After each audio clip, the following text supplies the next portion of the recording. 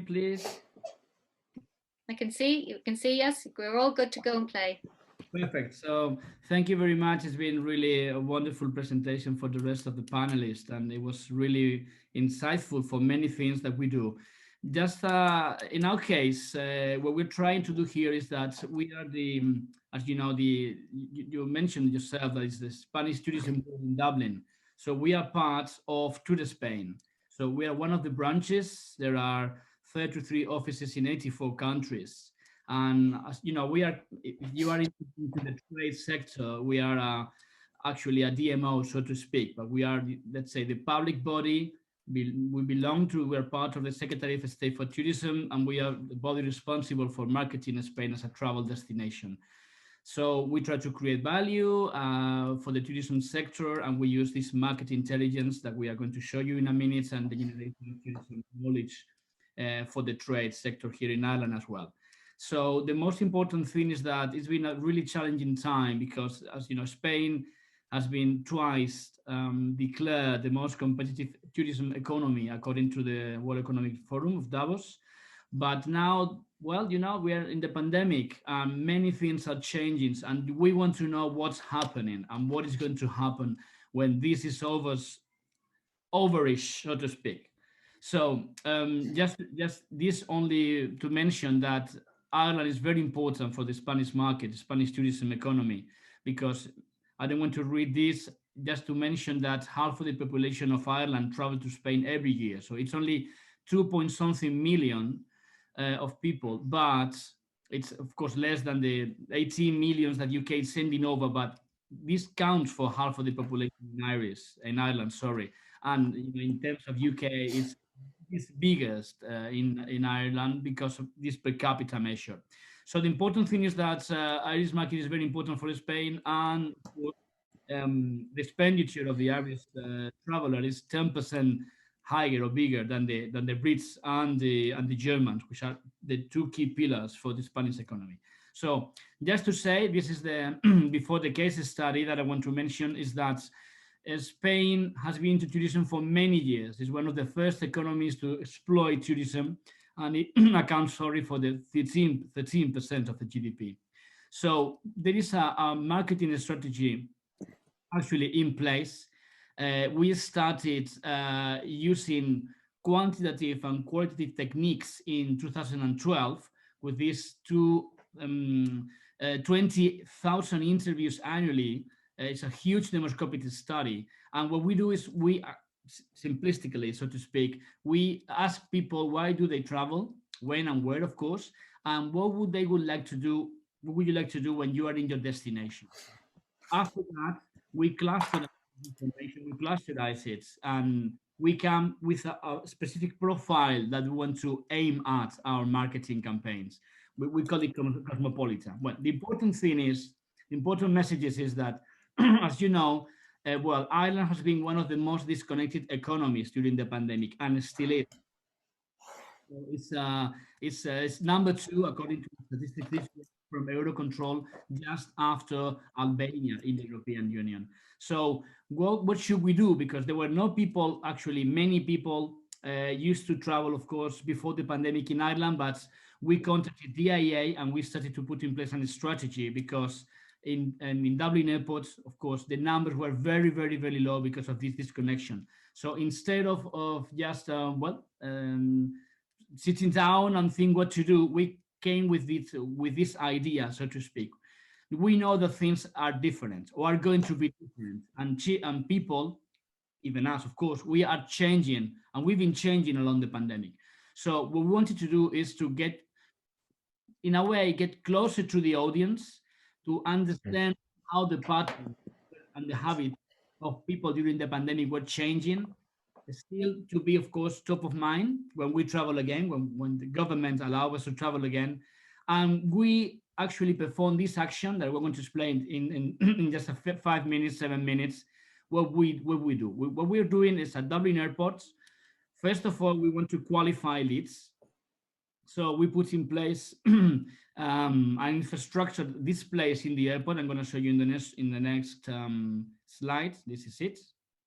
So in Dublin Airport, we put several displays with let's say if you want to win a luxury trip to Spain for 2 people, you may go online Wi-Fi, and then you do this social login. And after doing the social login, two technologies are put into place. Sojourn, which is a natural partner for us, and then Xeerpa. And Andres is with me, co-founder of Xeerpa is with me now, and he's going to explain what we're doing exactly with this buyer persona analytics. Because the most important thing that I want to convey, and I'm just finishing now, is that the trade in Ireland, everywhere, of course, in Spain as well, but the travel sector has been really through a rough patch, really rough patch. No travel at all, in fact. Just few numbers, little numbers, very thin. So instead of, no, we don't want to, we know that when this is over, isn't going to be business as usual. Maybe business travel is different. Maybe, well, we know for sure that it will be, in fact, but many things, they are going to be different, and we need to have a purpose. So we need to look into key information that the few travelers that were traveling, and they were actually qualified leads for us, what they seek, what they look, what are they doing during the pandemic, many months, and we put this into action past December. So in the end, we're going to have like 2,000, 5,000 leads, very qualified, and we can do this buyer persona analytics and then use everything, the knowledge we gathered around that in order to do better marketing campaigns. That's, let's say, the most meaningful thing that we can do.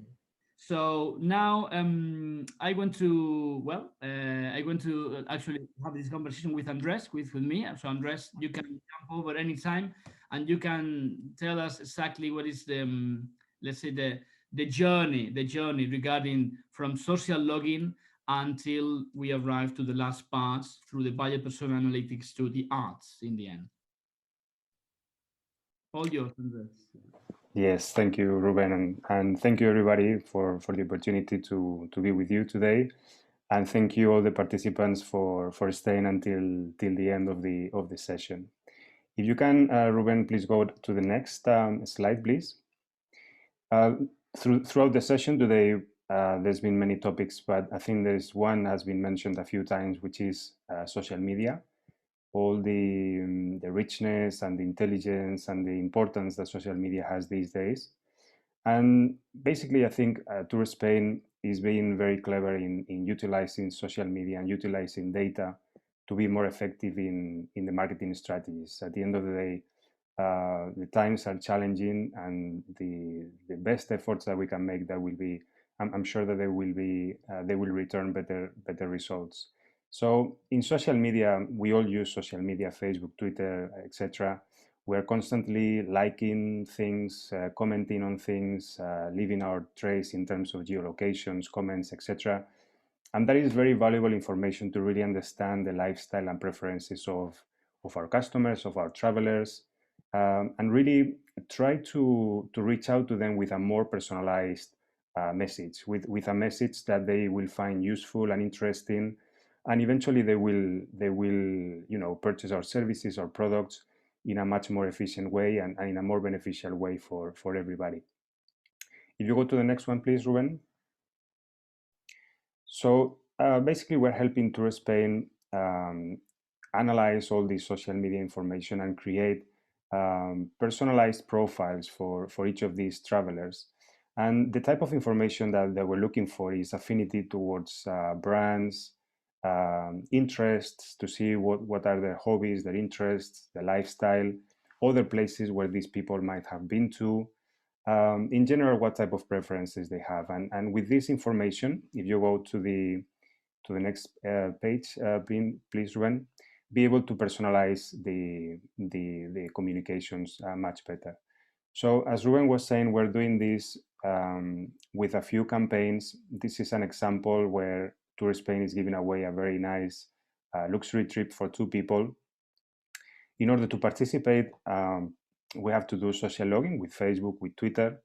And this is an important part, because in the process of social login, the consent of the travelers, of the users, is requested.